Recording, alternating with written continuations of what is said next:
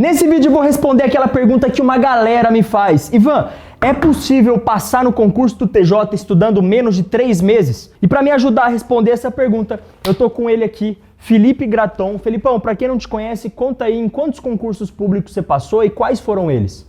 Cara, eu fiz no total umas 9, 10 provas de concursos públicos e recentemente eu consegui as minhas aprovações, 3 aprovações, 2 vezes no concurso do TJSP e 1 vez no concurso do MPSP. Você passou no concurso do TJ São Paulo, por exemplo, estudando antes ou depois do edital? Foi só depois do edital. Mas, então, o que a gente quer nesse vídeo aqui? Mostrar como é que o Felipe usou a estratégia, o método em cada um dos blocos, em cada uma das matérias. Para isso eu montei para vocês um mapa completo, raio-x do TJ São Paulo, e ele vai passar na prática qual foi a estratégia dele para essa prova, começando a estudar pós-edital. Então vem comigo, bora lá. Então bora lá, vamos começar com língua portuguesa. Felipão, como é que era o seu método de estudo especificamente para essa matéria de língua portuguesa? Você focava mais em qual matéria? Como é que você estudava interpretação de texto, por exemplo?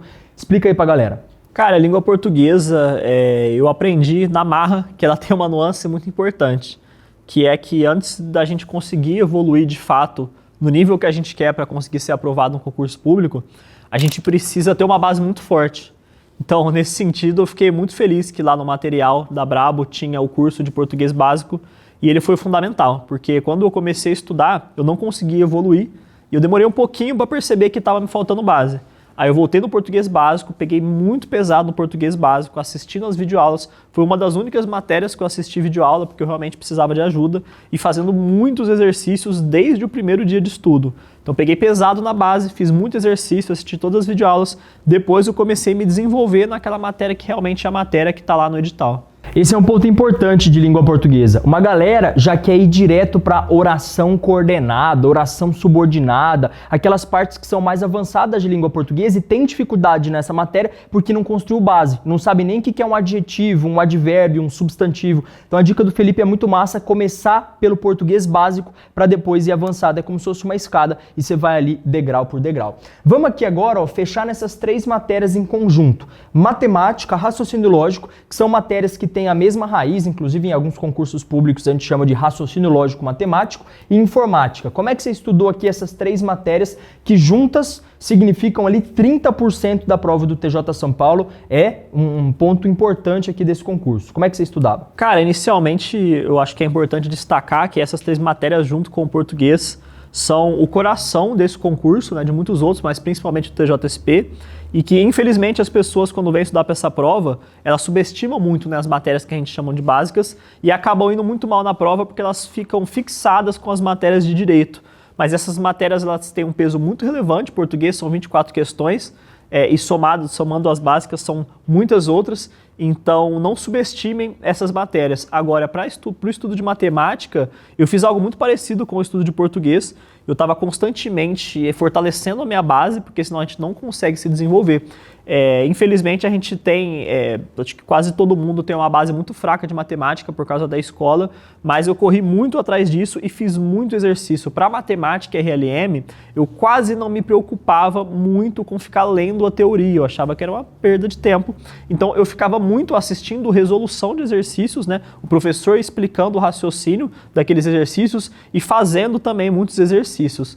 Já na matéria de informática, foi muito importante para mim fazer uma leitura acompanhada de exercícios, mas também usando a técnica milenar da prática. Então, eu instalei os programas no meu computador, os programas que eu não tinha, e eu ficava fuçando nos menus. Enquanto eu estava estudando, por exemplo, eu estava estudando a matéria do Word, eu abri o Word no meu computador e eu ficava abrindo os menus e clicando lá para ver que, as coisas que cada botão abria, porque na prova, de certa forma, a banca tem a liberdade de cobrar qualquer ferramenta que está dentro do programa. Então, é muito importante a gente realmente fazer esse estudo prático, até para a gente conseguir assimilar na prática o que são essas funções. E para todas essas matérias, muitos exercícios o tempo todo. Massa, aqui até um ponto importante. Eu montei já esse mapa do TJ São Paulo estratégico para você, porque, por exemplo, matérias básicas. Por que eu coloquei português, matemática, raciocínio lógico e informática? Que são as matérias que formam o coração desse concurso. Mais da metade do TJ TJ São Paulo está aqui. Matérias intermediárias são as matérias de direito, que são as segundas matérias que fica ali em segundo lugar como a matéria mais importante, e por fim as matérias específicas que caem só especificamente no TJ São Paulo com essa forma de cobrança, normas da corregedoria do TJ São Paulo e atualidades. A VUNESP tem um jeito muito específico de cobrar. Pensando aqui no estudo dessas matérias, matemática e raciocínio lógico, o Felipe falou uma coisa muito importante, não é tão fundamental que você estude só a teoria. Claro, você precisa ter uma base teórica, mas fazer questões é o método mais eficiente de estudar matemática, raciocínio lógico.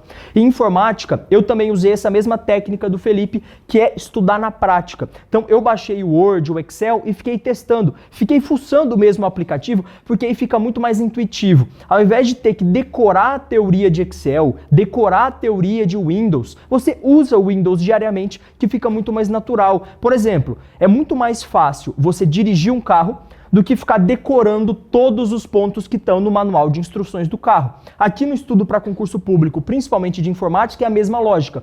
É muito mais fácil você usar o Windows, usar o Word, do que ficar decorando o manual de instruções, que é a parte teórica de cada um desses aplicativos. Então, boas dicas aqui de informática, matemática e raciocínio lógico. Vamos entrar aqui na parte de direito. Lembra, primeiro ponto, essas matérias básicas são o coração do TJ São Paulo. Então, não adianta querer ficar expert em direito se você está capenga aqui nas matérias básicas. Então, fique expert nas matérias básicas, aí você vai ter muito mais tranquilidade para estudar as matérias de direito. Então, bora lá, Felipão, como é que você estudou essas matérias aqui de direito para o TJ São Paulo? Cara, então, eu acho que cada matéria do concurso tem um viés negativo de erro que as pessoas trazem de um estudo que às vezes elas fazem intuitivamente errado.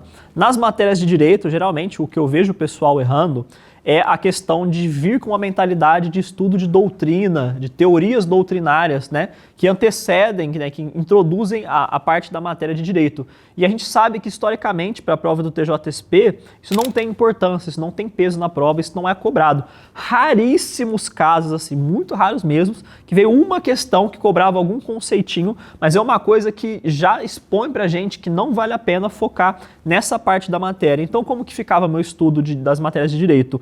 Muita lei seca, máximo possível leitura da lei ali sem parar. O que é a lei seca? Explica aí para quem não sabe. Então, quando eu comecei a estudar para concursos, eu achava que a lei seca era aquela lei que proíbe a gente de beber e dirigir, né? Eu tive essa mentalidade por algum tempo, mas depois eu entendi.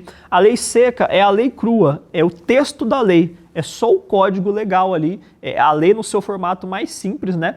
Se você puder ter uma formatação, uma sinalização, que o material da Brabo traz, por exemplo, que sinaliza os artigos que mais caíram, que é muito positivo pra gente. Então, fazendo a leitura desse material de lei seca, a gente consegue ter uma percepção muito mais sóbria da lei, que é o que realmente importa para essa prova. A VUNESP ela tem um histórico de cobrar questões que são casos concretos, né? Ela meio que conta uma historinha e pede para você fazer uma interpretação baseado na lei. E como que a gente consegue fazer um aprendizado realmente útil da lei seca? Muita leitura e depois exercícios. Eu acho que é uma forma simplificada, mas ao mesmo tempo é a forma mais eficaz de fazer esse estudo e realmente aprender. Porque decorar a lei seca não é uma tarefa muito simples, porque são muitas coisas para decorar, principalmente se você não tem um histórico na área do direito. Então eu recomendo, e foi o que eu fiz, muita leitura seguido de muitos exercícios. Muito massa. Isso que o Felipe falou faz muito sentido. Seguinte, eu fui aprovado no TJ São Paulo e eu gabaritei essas matérias de direito. O que eu fiz? Basicamente, a leitura da lei seca. Só que não é só uma leitura de tudo aquilo que cai no TJ São Paulo, é uma leitura estratégica daquilo que mais cai. Por isso que na nossa apostila do TJ São Paulo, a gente já destaca para vocês os artigos que historicamente mais são cobrados. A VUNESP, ela tem um negócio que facilita muito a nossa vida no estudo de direito, que é ter um padrão de cobrança. Então, artigos que nunca caíram tendem a não cair nos próximos concursos. E artigos que sempre caem tendem a se repetir e cair de novo. Por isso que você precisa primeiro fazer a leitura da lei seca, só que fazer uma leitura estratégica, considerando o padrão da banca VUNESP de focar naqueles artigos que mais caíram. Outro ponto importante, se você não tem nenhuma base de direito, se você está com dificuldade em estudar as matérias de direito, você pode ir para as videoaulas. Aí sim você vai ter uma base um pouco mais sólida. O professor vai te explicar didaticamente como é que funciona aquela matéria, aquela outra matéria, então videoaula é importante. Agora, se você está conseguindo fazer a leitura da lei sem grandes problemas, está conseguindo entender aquilo que a lei diz, você não precisa assistir videoaula de todas as matérias de direito. Esse é até um ponto importante. Tem pessoas que falam, não, você precisa assistir videoaula de todas as matérias, senão você não passa. Isso é furada. Se você fez a leitura da lei e não ficou com dúvida, você pode seguir pela apostila, sem problema nenhum.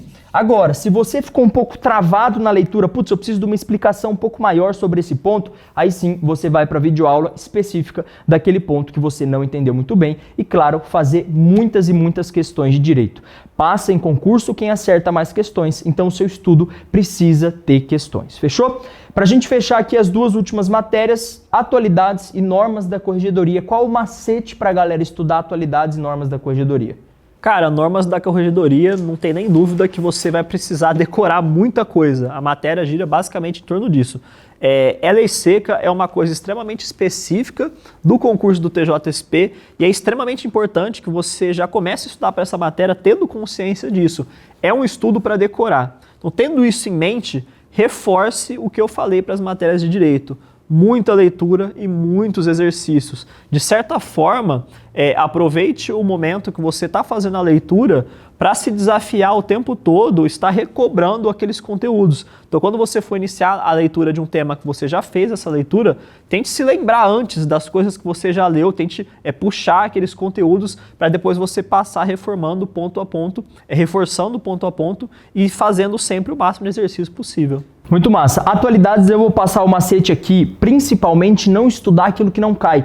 Eu vejo muita gente falando, eu vou estudar atualidades vendo o jornal, e aí a pessoa começa a ler jornal de 2023, do segundo semestre de 2022. Pessoal, o edital do TJ São Paulo é claro, só vai cair atualidades do primeiro semestre de 2024. Outro ponto importante, a sua prova vai ser em setembro. Pensa só, o TJ não vai cobrar nenhuma atualidade de setembro, porque a prova ela precisa ser feita, revisada, distribuída para o local de prova, e a sua prova é no dia 8 de setembro. Não dá tempo de você pegar uma atualidade de setembro, sei lá, dia 1º de setembro e fazer a prova, revisar a prova, imprimir as provas, distribuir para os locais em uma semana. Então, é claro, as suas atualidades, a notícia que vai cair no seu concurso é do primeiro semestre de 2024. Foque nisso para não estudar períodos de tempo que não vão cair no seu concurso.